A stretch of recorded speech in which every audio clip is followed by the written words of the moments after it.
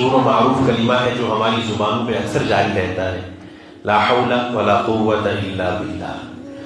یہ کلمہ اکثر ہم کہتے ہیں بسا اوقات کہ ہمیں کوئی ناگوار بات سننے کو ملے، ناگوار بات دیکھنے کو ملے، اچانک کوئی بات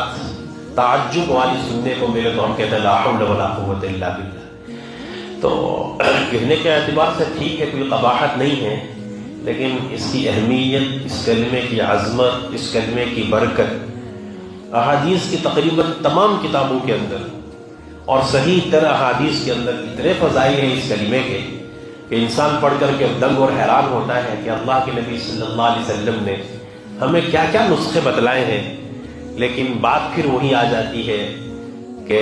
پہلے تو پتہ نہیں، پتہ ہے تو پھر عمل لے لیں۔